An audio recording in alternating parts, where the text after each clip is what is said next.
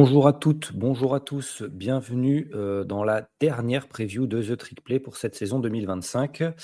Ça va être une preview un petit peu particulière, parce que, par, manque de temps et des petits soucis d'organisation, principalement de ma part. Moi Geoffrey, eh bien, il y a plein de programmes de SEC qui se retrouvent, sans leurs previews qui ont été faites. Plutôt que de vous laisser, sans rien, je vais vous faire une preview rapide de chacun des 7 programmes, qui n'ont pas eu leur preview dédiée. Comme ça, vous aurez, un minimum d'informations et les joueurs stars de chacune de ces équipes à suivre pour la saison à venir et quoi attendre pour ces équipes, hein. Désolé pour les fans de ces équipes s'ils attendaient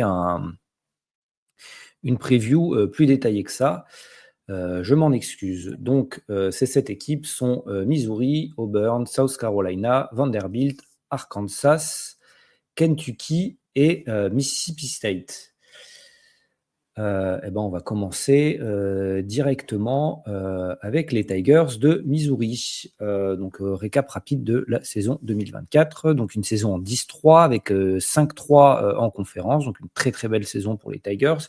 Ils ont gagné le Music City Bowl et ils ont fini classés 22e à l'AP Poll. Donc une belle saison pour les starters.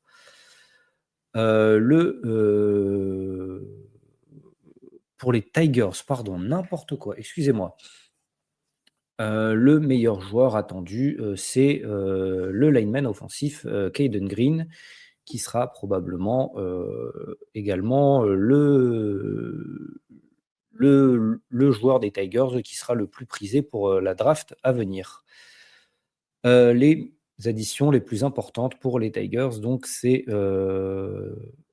le receveur senior Kevin Coleman Jr. qui arrive de Mississippi State et le running back sophomore Ahmad Hardy qui arrive de Louisiana Monroe, qui sort d'une très très belle saison avec les Red Hawks.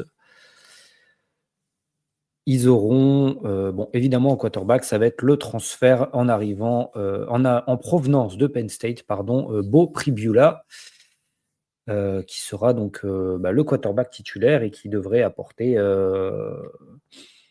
Il a des belles qualités sur le papier. C'est un ancien prospect haut classé. Il est capable de courir. On n'en a pas vu grand chose l'an passé avec Penn State, hein. Il était derrière. J'ai plus son nom, mais bon, qui va finir en NFL probablement cette saison. Voilà. Au niveau de la défense, parce que là on a surtout parlé des joueurs en attaque, ils auront notamment le defensive back, le safety Jalen Catalon, hein, qui joue pour sa 6e saison, qui a joué à UNLV, Texas et Arkansas, hein, qui est un ancien All-SEC avec les Razorbacks, et un joueur à surveiller, donc l'edge Damon Wilson de seconde, qui est un transfert en provenance de Georgia,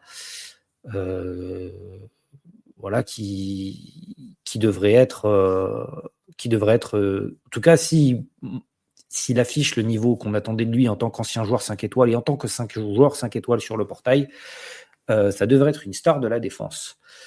La force principale des Tigers, ça va être leur defensive back, hein, mené par Jalen Catalon, plus 2 starters importants de retour. Et donc au total, hein, en plus de Jalen Catalon, c'est 3 vétérans qui ont été ajoutés sur le portail.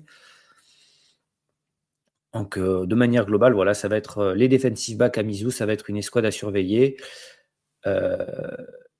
Là où on peut se faire du souci, donc c'est pour le pass rush, hein, parce que Johnny Walker Jr. A eu son diplôme et est parti de la fac, il n'est pas parti en NFL. De l'autre côté, Zion Turner n'a pas encore montré tout ce dont il était capable. Ils ont perdu leur ancien top prospect Williams Nwaneri. Mais du coup, ils ont récupéré l'edge rusher de Georgia, Damon Wilson de second, qui devrait montrer, qui donc seront les pass rushers, mais il faudra donc voir ce qu'il en est. La question principale, et comme pour beaucoup d'équipes de SEC, c'est qu'est-ce que va donner Beau Pribula, lui qui était derrière Drew Allard. Il a décidé de partir. Il va devoir remplacer Brady Cook, hein, qui a fait des excellentes choses, à la tête des Tigers, et donc il va falloir montrer tout ce dont il est capable. Et Mizzou d'ailleurs, hein, qui a joué la nuit dernière, puisque j'enregistre aussi ce podcast vendredi après les premiers matchs, qui a montré des belles choses déjà pour son premier match. En termes de calendrier, c'est un excellent calendrier, en tout cas en conférence, hein. Ils affrontent notamment Arkansas, Mississippi State et Vanderbilt parmi les équipes les plus faibles. Ils n'ont que Alabama parmi le top 3 de la conférence. Et ils auront des matchs importants contre South Carolina, Auburn, Texas A&M et Oklahoma, avec un calendrier hors conférence assez simple, si je ne dis pas de bêtises. Voilà. Au global, je ne vais pas vous détailler le calendrier hors conférence, mais voilà, au global, il n'y a rien de notable. Au global, on peut s'attendre à une saison à 9-3, voilà, avec une défaite contre Alabama. Ils gagnent 2 de leurs 4 matchs contre South Carolina, Auburn, Texas A&M et Oklahoma. Ils font ce qu'ils ont à faire sur les autres matchs et ils font une saison à 9-3. Franchement, ça serait une bonne chose. Voilà. Pour que ça arrive, il va quand même falloir que Beau Pribula soit bon, et s'il est excellent, les Tigers peuvent rêver, pourquoi pas, de playoffs. Une autre équipe sur laquelle il va falloir compter pour cette saison à venir, ça va être South Carolina. Les Gamecocks, donc eux qui sortent d'une saison en 9-4 avec 5-3 en SEC, aussi une défaite au Citrus Bowl, et ils ont fini ranké 19e. Les meilleurs joueurs à venir, et c'est 2 joueurs qui pourraient être le meilleur joueur offensif et le meilleur joueur défensif de SEC. Je ne dis pas qu'ils vont l'être, mais en tout cas, c'est des candidats tout à fait sérieux pour l'être. Le quarterback sophomore Lanoris Sellers, hein, qui a montré des très très belles choses l'an passé. Il va falloir qu'il soit plus constant dans les lancers, mais en tout cas, ça a été probablement le quarterback le plus difficile à tacler de la saison. Et donc Dylan Stewart, qui avait montré dès sa saison true freshman des capacités de pass rusher absolument fantastiques, qui était un des tout meilleurs pass rushers déjà de SEC, déjà en tant que true freshman. Au niveau des belles additions sur le portail, on va en citer que 2. Le running back Rasul Faison, en provenance de Utah State, lui aussi qui a montré des belles choses. Et le defensive lineman que je connais bien, Gabriel Brownlow d'Indy, sur la defensive line. Voilà, on va parler un petit peu des forces des Gamecocks. Donc pour une de leurs forces principales, outre le poste de quarterback avec Lanoris Sellers, ça va être les edge rushers, parce que ils ont toujours Dylan Stewart, hein, qui sera probablement un des top edge rushers du pays cette année. Le senior Brian Thomas, qui était dans la rotation, qui était le 3e edge rusher l'an dernier, qui devrait être donc le second titulaire aux côtés de Dylan Stewart, en remplaçant de Kyle Kennard, hein, qui est parti en NFL. On peut aussi citer Damon Clowney, le cousin de Jadeveon Clowney, hein, qui est un ancien joueur d'Ole Miss, qui est un joueur de 6e saison, qui vient d'arriver, mais voilà, en provenance de Charlotte, il devrait avoir du temps de jeu dans la rotation, et ainsi que d'autres joueurs qui sont là depuis quelques saisons. En revanche, si les edge rushers devraient être la force principale des Gamecocks, le milieu de la défense, donc les defensive linemen et intérieurs et les linebackers, pose question, parce que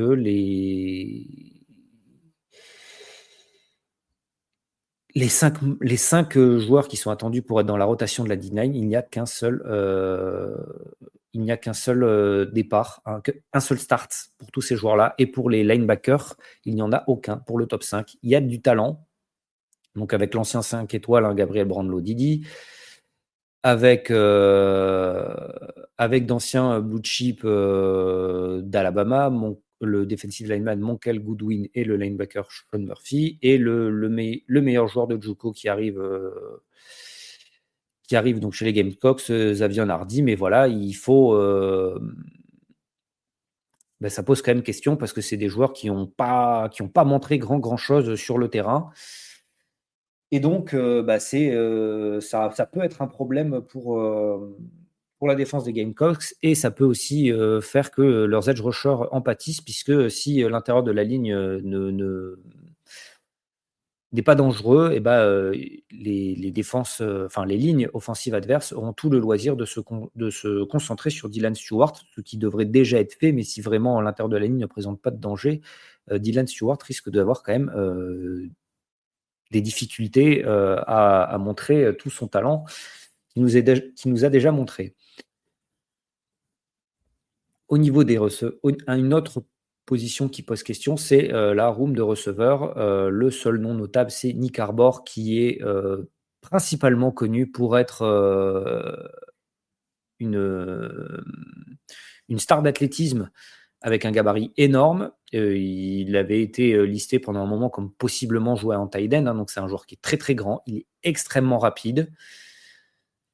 Il est attendu comme étant le top receveur, mais voilà, c'est un joueur qui n'a pas grande expérience, et donc ça montre que derrière lui, il n'y a pas beaucoup d'expérience non plus, et donc du coup, ça va aussi poser question, même si la Norris Seller devrait réussir à trouver le temps pour que ces receveurs puissent se libérer.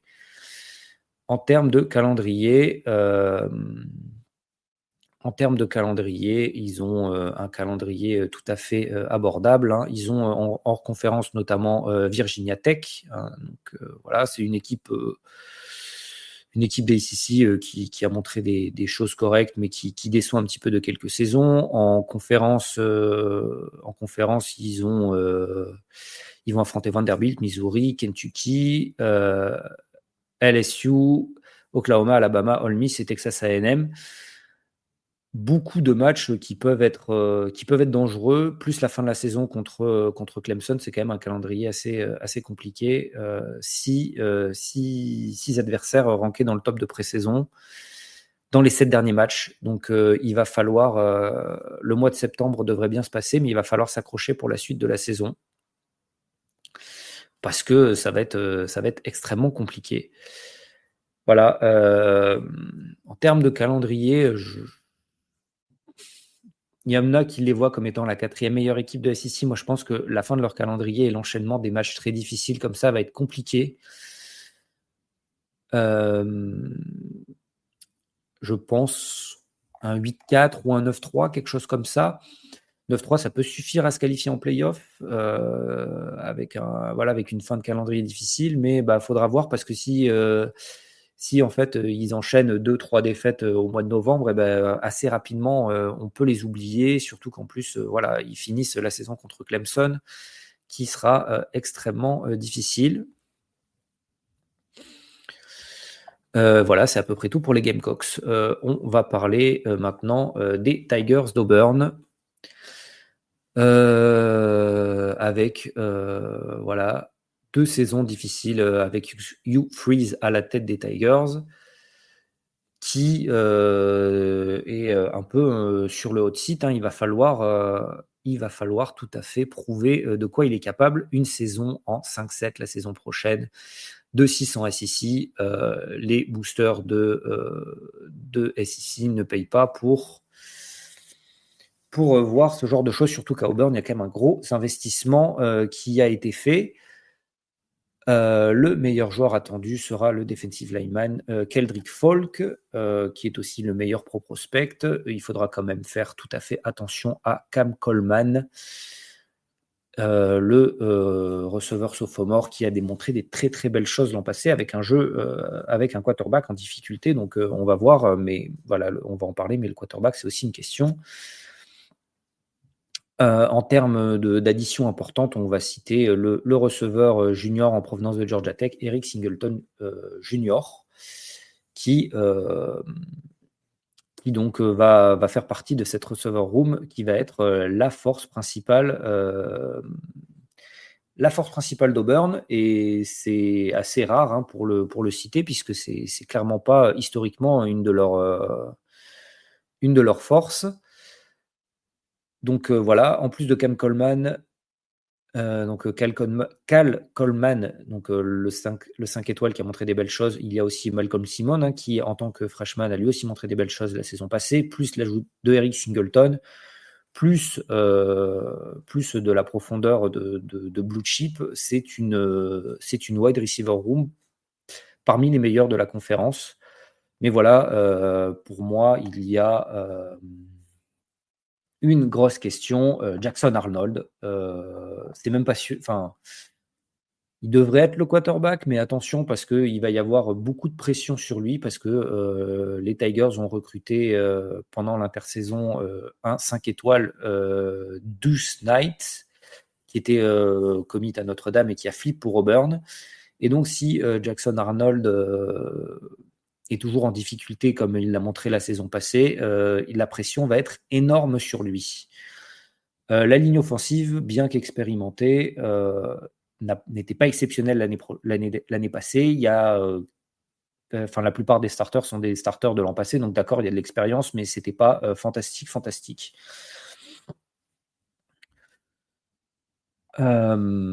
Voilà, et bon, il y a des voilà, et on va parler rapidement des special teams un petit peu. C'est une question à Auburn, puisque le kicking game a posé des problèmes la saison passée. Excusez-moi. Et du coup, c'est quelque chose qui peut coûter des matchs, surtout pour une équipe qui ne va pas dominer ses matchs énormément. Avec voilà, notamment la saison passée, des ratés importants contre Oklahoma, Mizzou et Vanderbilt, qui ont coûté des défaites ou des possibilités de prolongation. Donc voilà, c'est quelque chose qui peut compter pour les Tigers. Voilà. En termes de calendrier, le calendrier de Auburn est un calendrier qui va commencer de façon extrêmement difficile, avec dans les premiers matchs des déplacements à Baylor, Oklahoma, Texas A&M et la réception de Georgia, tout ça dans les 6 premiers matchs. Et attention, en cas de mauvais départ, et il y a un monde où Auburn perd ces 4 matchs-là,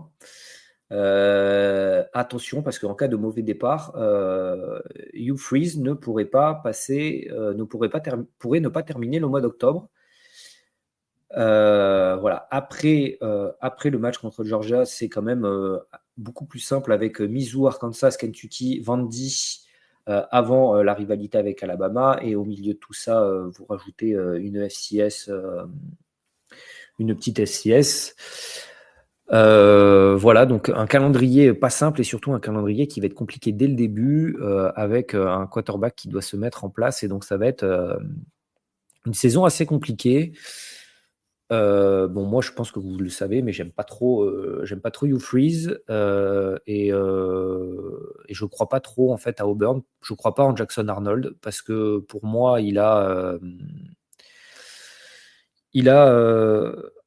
ce qui s'est passé avec lui à Oklahoma l'année dernière, ça l'a probablement un petit peu cassé mentalement, et le début de saison qu'il va avoir, ça va être des matchs difficiles avec des bonnes défenses. Baylor, ça va être une bonne défense, coachée par Dave Aranda, qui est un excellent coach défensif. Oklahoma, c'est pareil. Texas A&M, ils ont des joueurs pour être une excellente défense, et ils doivent l'être, vu le talent qu'il y a.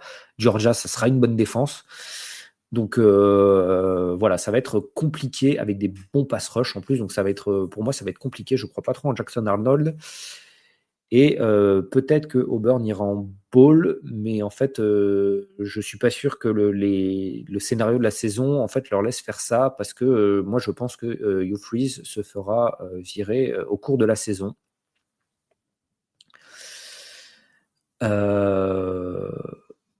Voilà, et donc ça va être compliqué pour les Tigers, à mon avis. Après, voilà, si Jackson Arnold, ça clique, vu la room de receveurs qu'ils ont, c'est une équipe qui peut être terrifiante pour tous ceux qui vont devoir les affronter. On va maintenant parler des Razorbacks. 6e année pour Sam Pittman, lui aussi sur le hot seat, hein, avec des saisons compliquées. Il s'est un petit peu sauvé la saison passée, notamment avec l'upset contre Tennessee, qui leur a permis de finir la saison régulière en 6-6 avec 3-5 en conférence et une victoire au Liberty Bowl pour finir en 7-6. Le meilleur joueur, pas vraiment de doute là-dessus, ça sera le quarterback Taylon Green, hein, qui a montré des belles choses l'an passé pour sa première saison. Mais voilà, à Arkansas, il y a un gros problème, en fait, c'est que c'est un programme qui a beaucoup de mal à recruter et qui, en plus, perd beaucoup de ses meilleurs joueurs sur le portail. Et donc, plus des départs en NFL de certains de leurs bons joueurs. Et donc, du coup, pour moi,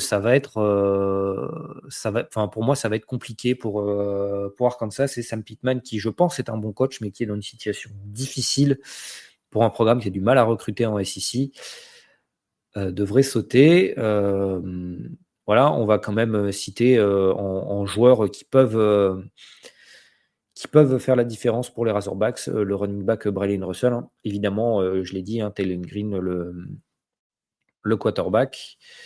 Et en dehors de ça, il devrait avoir une bonne room de linebacker, donc ça devrait aider leur défense.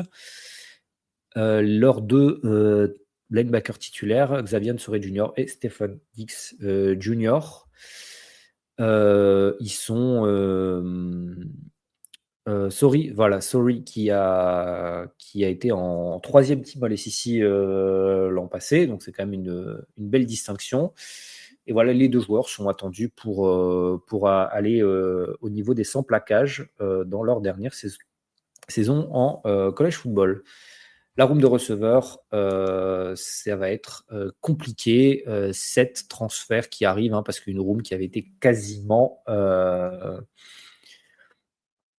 il n'y avait quasiment plus personne à la fin de la saison passée. Et donc, voilà, donc là-dedans, le meilleur joueur qui arrive, enfin le meilleur joueur attendu, c'est Omega Blake, avec un superbe nom, en provenance de Charlotte. First Team American Athletic Conference en 2024, et avec notamment presque 25 yards par réception et 9 touchdowns. Mais voilà, c'est une conférence très différente. Est-ce que Taylor Green pourra élever son niveau par rapport à la saison passée, avec en plus une ligne qui va être compliquée? Voilà, c'est une vraie question. En termes de calendrier, il y a 4 matchs qui devraient être gagnés avec une question quand même, contre un groupe of 5. Donc les matchs qui devraient gagner, c'est Alabama A&M, Arkansas State et Mississippi State. Et voilà, la question, c'est contre Memphis, un des meilleurs programmes du group of 5. Et donc, en plus, Arkansas se déplace là-bas. Voilà, et ensuite, Arkansas sera l'underdog dans tous les autres matchs. Ils ont quand même 4 de leurs autres matchs qui sont à domicile, hein, contre Texas A&M, Auburn, Mizzou et Notre-Dame. Mais ça va quand même être des matchs difficiles. Et les déplacements, par contre, sont quasiment impossibles à gagner, hein. Déplacements à Ole Miss, Tennessee, LSU et Texas. Et donc, ça va être compliqué pour Arkansas de retourner en bowl. Et Sam Pittman qui commence à avoir son siège qui chauffe après de très nombreuses saisons. Pour les Razorbacks, Vanderbilt. On va parler de Vandy maintenant. Vandy qui sort d'une de ses meilleures saisons, en tout cas la meilleure saison depuis que moi je suis le college football, menée par Diego Football Pavia, qui a fait une saison magnifique avec probablement le plus bel upset de la le plus bel upset de la saison, la victoire contre Alabama, qui est un des plus gros upsets de l'histoire de la SEC. Vanderbilt en retour en bowl depuis 2018 et Vanderbilt qui finit la saison pour la première fois depuis 2013, puisqu'en 2018 ils étaient en bowl, mais ils ont perdu en bowl, donc ils ont fini avec un losing record qui enfin a une saison au-dessus des 50%. Vous l'avez peut-être suivi, Diego Pavia a eu une saison d'éligibilité supplémentaire grâce à un procès contre la NCAA. Et il y a des belles choses pour cette saison à venir pour Vandy avec, on va en parler, mais notamment le meilleur coureur qui est de retour, le meilleur receveur qui est de retour aussi, beaucoup de la défense qui est de retour, et il faut quand même souligner l'excellent travail de Clark Lee, l'ancien coordinateur défensif de Notre-Dame, qui est revenu dans son alma mater pour prendre un des jobs les plus difficiles du pays et qui fait un taf absolument splendide. Le meilleur joueur, ça sera Diego Pavia. Les meilleurs joueurs, ça sera Diego Pavia et Eli Stowers, le tight end qui est attendu comme un des tout meilleurs tight end du pays au cours des 2 dernières saisons, puisque les deux jouaient à New Mexico State avant de rejoindre Vandy la saison dernière. 84 réceptions, milliards et 7 touchdowns. Voilà, et Stowers qui est un énorme prospect tight end pour la saison à venir. Il y aura des bons joueurs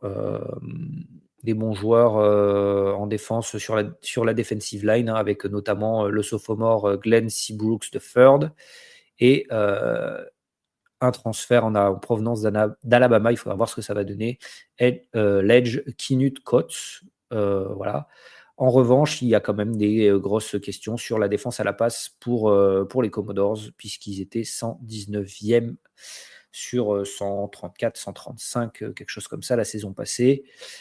C'est la 6e saison d'affilée où Vandy finit dans le bottom 20. Alors, ils jouent dans une conférence où il y a beaucoup de très bons quarterbacks, où il y a beaucoup de très bons receveurs. Ils ont du mal à recruter. Enfin, ils recrutent moins bien que les autres. Ils n'ont pas du mal à recruter, parce que, en tout cas, sous Clark Lee, ils ont fait des recrutements top 30, même un top 25, je crois, ce qui pour Vandy est exceptionnel.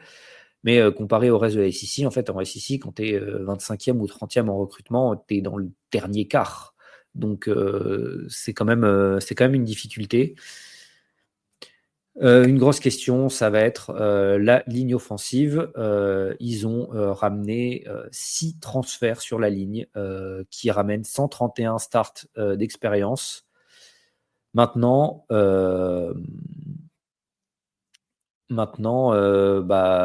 construire une O-line de cette façon, c'est assez compliqué. Donc voilà, ça va être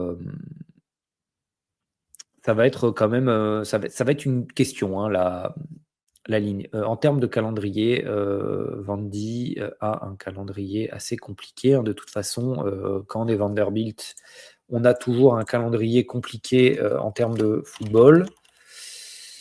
Maintenant, maintenant, en hors conférence, déjà, ils ont des matchs qui sont tout à fait abordables, avec Charleston Southern, une FCS, Virginia Tech, qui n'est pas la meilleure FBS, mais bon, il va falloir s'y déplacer, réception de Utah State et réception de Georgia State. Il y a 3 victoires quasiment certaines. Il y en a une 4e qui va être allée peut-être à chercher contre Virginia Tech. Il y a la réception de Kentucky où les Commodores devraient être favoris. Par contre, tout le reste, il va falloir les upsets. Peut-être Auburn sera en très très grande difficulté à ce moment-là. Et du coup, ça va être, peut-être même que Hugh Freeze sera déjà parti, donc ça va être compliqué pour les Tigers, et peut-être que les Commodores pourraient profiter de ça pour n'être qu'à une seule victoire des playoffs. Mais derrière, il y a les matchs en déplacement contre South Carolina, Alabama, Texas et Tennessee, et les réceptions donc de Auburn et LSU. Ça fait beaucoup de déplacements contre des équipes attendues plus fortes. Mais bon, voilà, à Vandy, il va falloir, pour retourner en bowl, il va falloir faire des upsets, mais rien de très surprenant là-dessus. On va maintenant parler, des Wildcats de, Kentucky. Mark Stoops, le meilleur, coach de l'histoire de Kentucky en termes de football. 13e saison, 77 victoires, mais voilà, ça fait 2 saisons que c'est compliqué. La saison dernière a été catastrophique et donc voilà, avec 4-8, mais 1-7 en conférence avec la seule victoire, un upset contre, Ole Miss qui a joué probablement, qui a joué le pire match de sa saison. Voilà, il y a par contre des moyens qui ont été mis, hein, donc ils sont allés récupérer Zach Calzada, qui sera le starter, hein, sur le portail des transferts. Lui qui arrive de FCS, mais qui avait fait une très belle saison, qui est de retour en SEC, hein, c'est un ancien quarterback de Texas A&M, et c'est lui qui avait mené au gros upset contre Alabama, qui était la première défaite de Nick Saban contre un de ses anciens assistants. Voilà, donc un mec qui a de l'expérience, qui a de l'histoire avec la SEC et qui est de retour en SEC pour sa 6e saison. Il a passé une année où il était en dehors des facs, où il travaillait dans un entrepôt. Il est ensuite retourné en FCS. Il avait une éligibilité une année d'éligibilité encore disponible grâce à la saison Covid parce qu'il jouait à ce moment-là. Et du coup, il sera de retour en SEC. Voilà, les meilleurs joueurs donc des Wildcats, ça sera les defensive backs Jonquis Hardaway et Jordan Lovett. Ils sont aussi allés chercher sur le portail des transferts plusieurs joueurs intéressants, avec notamment le receveur Kendrick Law en provenance d'Alabama, le running back Dante Dowdle qui arrive de Nebraska, qui avait fait une saison correcte à Nebraska la saison passée, et un edge en provenance de South Dakota, pas South Dakota State, Mickey Humphrey Grace, qui avait fait une excellente saison en FCS la saison passée, mais voilà. La force, hein, comme vu par les 2 meilleurs joueurs, ça sera les defensive backs. 3 des starters sont de retour. Seulement 9 touchdowns encaissés à la passe la saison dernière, mais bon, ils se faisaient ouvrir au sol, donc voilà. Et puis, parce que en plus, Kentucky se faisait très rapidement distancer au score et du coup, il y avait assez peu d'intérêt de prendre du risque de jouer à la passe, pardon, et donc ce qui peut expliquer les excellentes stats de Kentucky. Une grosse inquiétude, c'est les difficultés pour avoir du jeu explosif, puisque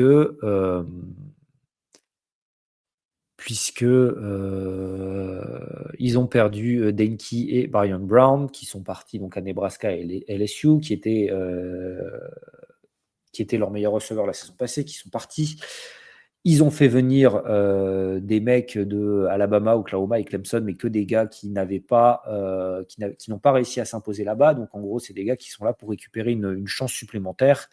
Et Dante Dowdle n'a pas été exceptionnel l'an passé avec Nebraska et il n'a pas montré des qualités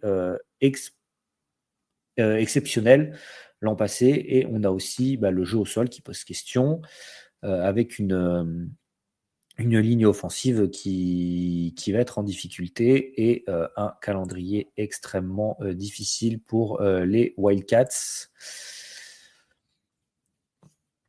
Avec hors conférence Toledo, Eastern Michigan, Tennessee Tech, voilà, ça devrait être 3 victoires, mais derrière, en hors conférence, ils ont la rivalité contre Louisville, et en conférence, ils jouent contre Ole Miss, South Carolina, Georgia, Texas, Tennessee, Auburn, et Florida et Vandy. Donc un calendrier compliqué pour les Wildcats qui devrait être en difficulté. Pour moi,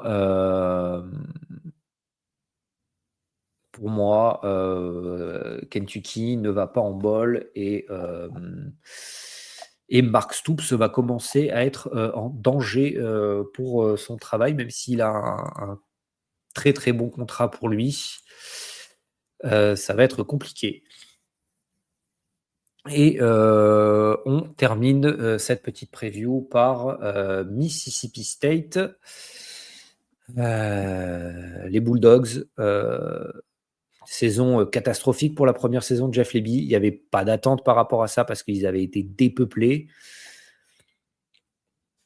Mais ça va encore être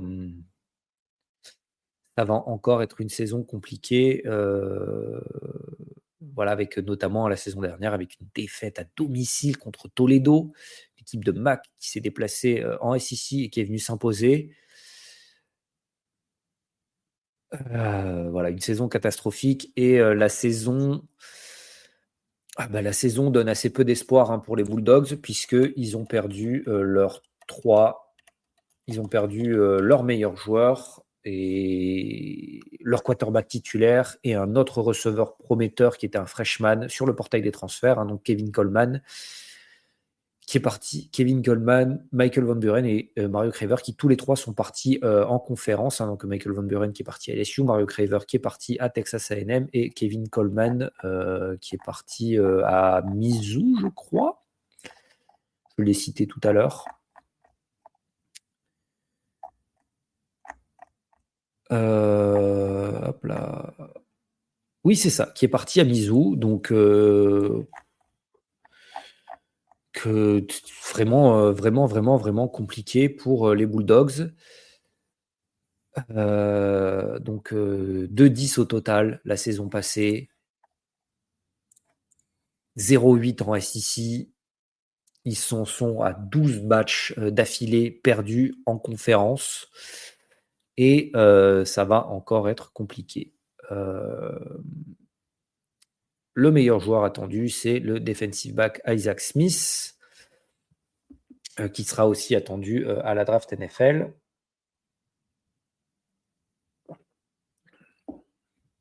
Ils ont ajouté sur le portail des transferts le running back Fluff Bothwell en provenance de South Alabama, qui sera attendu pour être dans la rotation, et le linebacker sophomore Jalen Smith en provenance de Tennessee.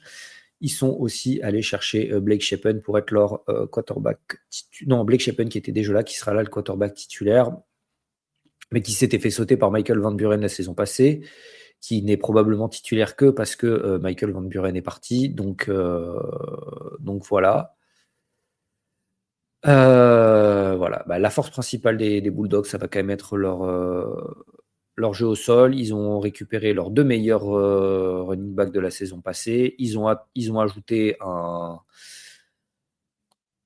power back en la présence de Fluff Bothwell, qui a fait 13 touchdowns et 7,4 yards par portée à South Alabama en tant que true freshman. Donc en tout cas, voilà, la running back room, ça va être la force de Mississippi State, mais voilà, il n'y a pas beaucoup plus de points positifs à part le defensive back Isaac Smith. La défense fait extrêmement peur. Pire défense de SEC en points encaissés, en yards par jeu, en défense à la course, en efficacité de défense à la passe, en sac, en takeaways, en défense en 4e down, en premier down autorisé. Enfin bref, une défense catastrophique. Le coordinateur défensif est resté en place. Mais voilà, il n'y a pas grand-chose qui inspire confiance à part le defensive back Isaac Smith, mais ça va être compliqué. Blake Shapen, c'est un mec qui est là pour sa 6e saison. Il a 27 starts, principalement quand il était à Baylor. Mais voilà, il n'y a pas de... Enfin, il n'y a rien d'excitant. Alors, il s'est blessé en plus. Alors, il a été remplacé par une blessure, pardon, pas parce qu'il s'est fait mettre sur le banc par Michael Van Buren, mais compliqué. Et puis, Lebby est venu récupérer des gros prospects sur le portail, notamment Luke Romenweck, le un ancien prospect de Florida State, un freshman 4 étoiles, Camario Taylor, qui est originaire du Mississippi. Et donc, en fait, Blake Shapen, il va être sous pression dès le début. Franchement, en termes de calendrier, c'est difficile de leur voir une victoire en conférence. En conférence, ils affrontent Tennessee, Texas A&M, Florida, Texas, Arkansas, Georgia, Mizzou, Ole Miss. Donc, sur les 8 équipes, il y en a 6 qui sont classées. Mizzou qui peut être classé. Et Arkansas qui ne sera probablement pas classé, mais qui a quand même plus de choses inspirantes à voir. En hors conférence, il se déplace à Southern Miss, une rivalité de l'État. Mais Southern Miss qui a récupéré en gros, Southern Miss, c'est Marshall, les vainqueurs de la Sun Belt 2024. Après la défaite contre Toledo l'an passé, il n'y a pas de quoi être rassuré. Il réceptionne Arizona State, mais Arizona State, c'est attendu comme une des meilleures équipes de Big 12. Ils reçoivent Alcorn State, voilà, une FCS, ça devrait être une victoire. Et ils reçoivent Northern Illinois, qui pourrait faire l'upset, même si, c'est quand même une petite fac. Mais en fait, il y a 2-3 victoires dans ce calendrier. En conférence, je leur envoie aucun. Et ça me paraît très, très, très difficile pour les Bulldogs de Mississippi State. Une autre année compliquée et en fait, je sais pas quel va être le futur en fait pour les Bulldogs en SEC parce que ça paraît compliqué. Ils ont moins de moyens que beaucoup de facs, qu'ils n'arrivent pas à recruter beaucoup. Ils se font piller à l'intersaison. Jeff Lebby, s'il refait une saison catastrophique comme l'an passé, voilà. Est-ce qu'il va être directement sur la hot seat pour la saison d'après ? Je ne pense pas qu'il le vire après 2 saisons, mais ça paraît très, très compliqué pour les Bulldogs. Voilà. Ce sera tout pour les previews pour cette saison 2025, pour ma part en tout cas. Voilà, encore désolé de ne pas pouvoir faire une preview plus détaillée pour chacune de ces équipes, mais au moins je vous aurais parlé un petit peu de chacune d'entre elles et des joueurs à suivre pour ces dernières. Et je vous souhaite une excellente saison avec des matchs dès cette nuit si vous écoutez la preview là quand je la publie, ou alors un très bon samedi avec des très très beaux matchs qui vous attendent et on vous attend pour le 1-2-6. À bientôt, au revoir.